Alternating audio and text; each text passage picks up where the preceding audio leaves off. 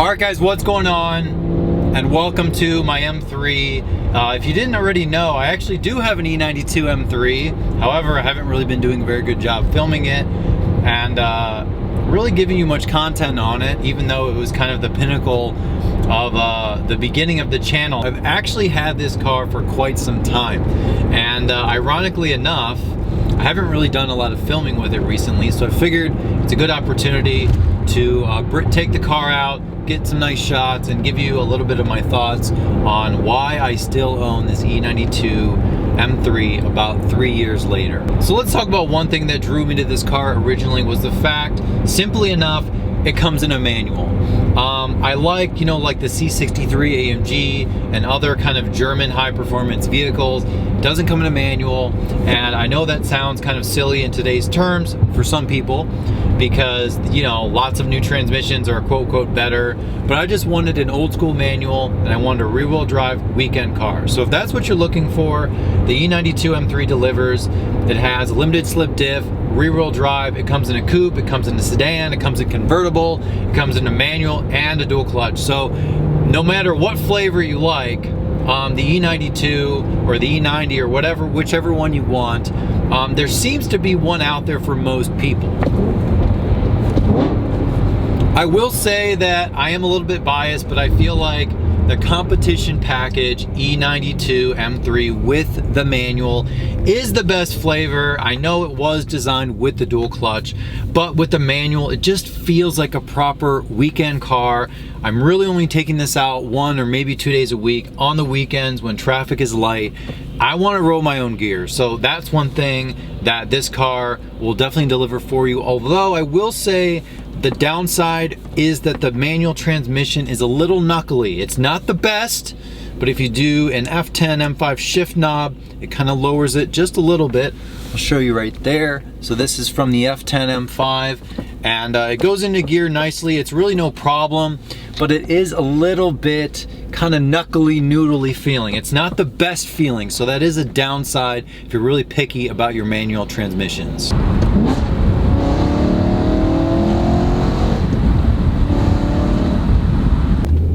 Another reason you might like it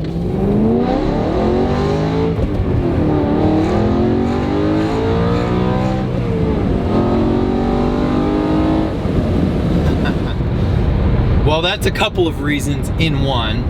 The first reason is the sound. Naturally aspirated V8, it's a 4-liter V8, and it revs to 8,400 RPM stock.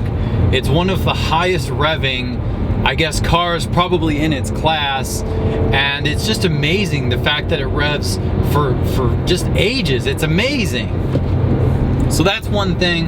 You have to drive the car a little differently. If you're used to turbo cars, this engine is going to feel really weird to you, especially with no torque down low. So a huge thing is the sound. The V8 paired with the manual transmission is just this like natural, just this visceral analog experience. If you're like me, it's just, you just can't get over it. It's just so amazing. So if you guys haven't picked up on it, the driving experience of the M3 is probably one of its strongest parts.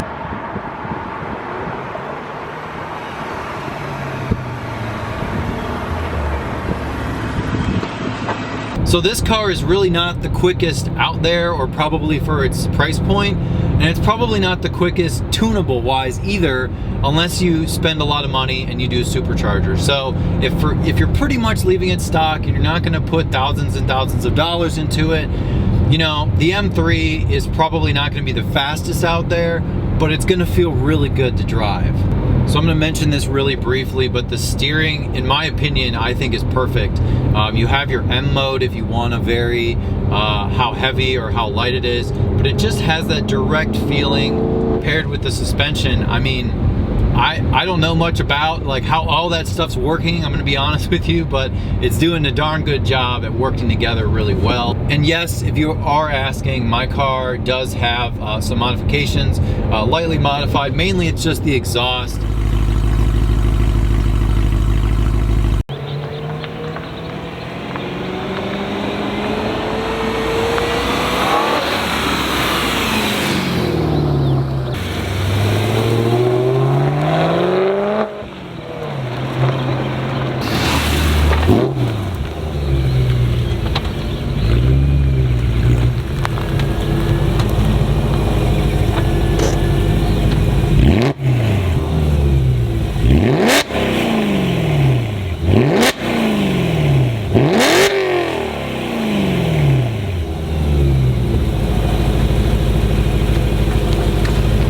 go before we get kicked out. That you're noticing, I have the rear muffler mod as well as test pipes. So I still have resonators and I still have secondary cats. So and I do have a tune, of course, to tune out a check engine light that will inevitably happen when you take out the primary cats. But it is proper loud, but it's very livable. You can go to 6th gear here, and we're at 2,500 RPM. It's 60 miles an hour. It feels comfortable. I mean, you can turn off the suspension harshness. Comfortable, does the job. So another reason is that it is really flexible. It's a great sports car, but it really is easy to live with. It's not going to be hard to drive or anything like that. The only thing is getting used to the power delivery on the engine. So another thing that you may like about this car is the way it looks. Although the Bengal era design has not exactly been applauded or known to be the most beautiful cars ever created through BMW, I think this is a really handsome car. There's not really an angle that looks bad in my opinion. The front could, maybe use a little bit of change. It looks a little more dated, but I'm really not complaining. There's really not much you have to do. I have the splitters up front, which of course make it look a little more aggressive.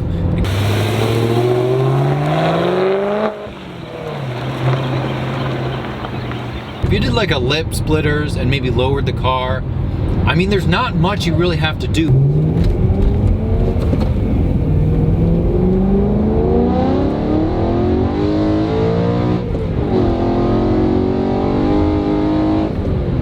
It's an M3. It's ready to go out of the package and out of the gate.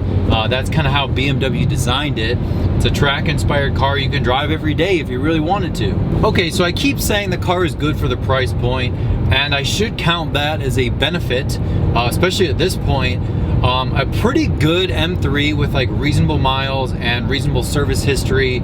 I feel like you can scoop one at this point for around 30 grand. Maybe that sounds a little high, but I would say it's probably worth paying for the ones that are for sale that have been cared for and loved for. You're probably better off spending a few extra grand on one that's in really nice shape, hasn't been beat up or whatever. And of course you can find them in 45,000 bucks with 20,000 miles on it if you want. Of course those cars are more. And then you can find like the convertibles that are 18 grand and have 100,000 miles on them. And of course the seats, as you might have noticed, are a little odd. They are the weird like Silverstone inserts. Really not my favorite, but it was the one thing I sacrificed when I got this car. It was a good price, it was good miles, fully PPF'd, manual, and it was Alpine white, which I really liked, of course. So let's talk about things that may sway you away from the M3. One of them I mentioned a little bit earlier is the power. So this car is rated 414 horsepower from the factory, which is plenty of horsepower for most people. If you're a car enthusiast, you might want more. And the way to get more on this car, I mentioned earlier, is to supercharge. That is a big downside if you are interested in like racing or whatever. That is one thing to consider, is the power. It is plenty powerful. I can keep up with higher performance cars, kind of when we're going out for drives and things like that. It's not like I'm being left in the dust completely, but it is something to think about. Okay, so let's talk about the maintenance specifically for a second. Yes, you're gonna have the regular scheduled maintenance as you would with any other sports car, especially high performance, rear wheel drive, that kind of thing. But with an M car versus its non-M equivalent, it tends to be probably 20 to 30% more expensive for a lot of parts.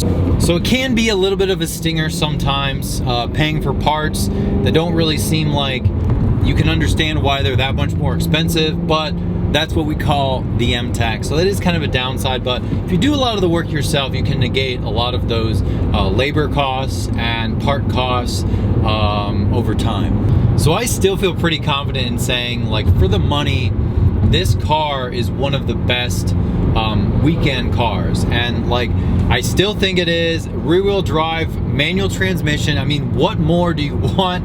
It looks good, it sounds good. And to be honest with you, it's really not that bad to work on yourself. I just do most of the work myself. When it comes to more complicated things, obviously resort to a more experienced mechanic or BMW Master Tech, something like that.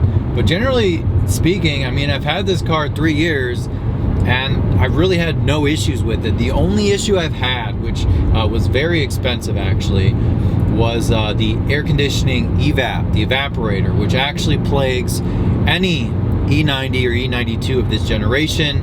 The stock evaporator for the air conditioning actually starts leaking and it doesn't hold a charge. So you'd have that issue with any E90, whether it's an M3 or not. But that's just something to consider. You have to take the whole dash out and everything. So speaking of that, no rattles in the dash, no rattles in the car for the many miles that I've had it. And this car just feels so well built and proper.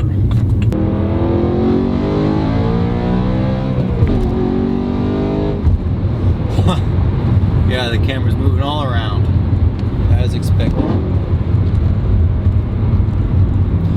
Yeah, you'd be surprised. This really can come alive. You get a little bit comfortable with the lack of torque, and then once you bring it out, I know the camera, I'm sorry. We're like living with